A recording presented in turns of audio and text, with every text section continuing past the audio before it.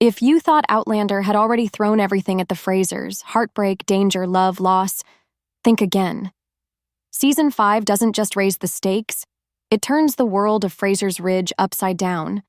Every relationship, every promise, every piece of peace they've tried to build is about to be tested to its breaking point, and this time, survival comes with a cost that none of them are ready to pay. We open not in battle, not in chaos, but in a quiet, personal moment. It's 1770, and young Jamie Fraser, still a boy, stands before his godfather, Murtagh Fitzgibbons. Murtagh places a sword in Jamie's hands, not as a toy, but as a symbol. This is more than a gift. It's a promise, a passing of responsibility from one generation to the next. The weight of that moment will echo decades later when Jamie is forced to make decisions no man should have to face. Decisions about loyalty, honor, and who he's willing to fight for. Fast forward to 1771. The Frasers have carved out a home on the ridge, surrounded by family and allies. But the tension in the colonies is growing like a storm on the horizon. Governor Tryon, representing the crown, summons Jamie and lays down a dangerous order. Raise a militia to fight the regulators, a rebel group resisting unfair taxation. The worst part? Their leader is none other than Murtagh, the man who gave Jamie that sword, the man who once swore to protect him. Amid this political tension, life pushes forward. Brianna and Roger are finally getting married, and the ridge comes alive with music, laughter, and celebration. Claire and Jamie beam with pride as their daughter begins her new life with the man she loves. For a moment, it feels like pure joy, until subtle reminders creep in that peace is fragile here. Wedding gifts are exchanged, but so are whispered warnings and sidelong glances. The audience can feel it.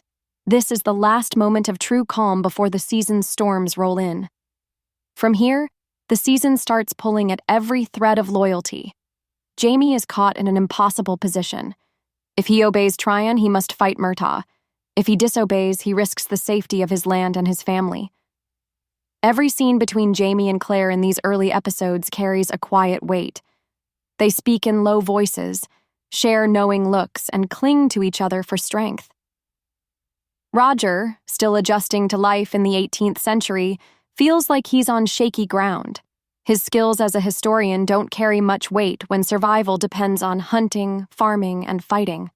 The show smartly explores his insecurity, especially when he tries to prove himself to Jamie and the rest of the settlers. Claire, ever the healer, is quietly pushing the boundaries of what's possible in this era. She begins crafting medicines and even invents tools far ahead of their time. But progress comes at a cost.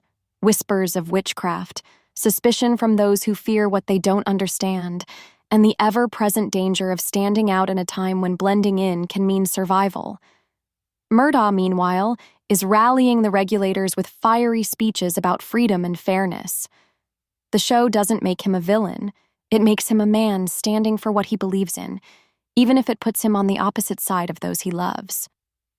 Some of the most heartbreaking moments this season aren't in battles, but in the stolen meetings between Murtagh and Jamie. They speak like family, but every conversation is shadowed by the knowledge that one day they may face each other across a battlefield. By the mid-season mark, the pressure is unbearable. Tryon is impatient. The regulators are gathering in larger numbers. Jamie's militia is growing, but with every man he recruits, the guilt digs deeper. Roger takes a risk, sneaking into the regulators' camp to warn them about the coming battle. His intentions are noble, but history isn't so easily changed. When the Battle of Alamance finally arrives, the episode delivers one of the most gut-wrenching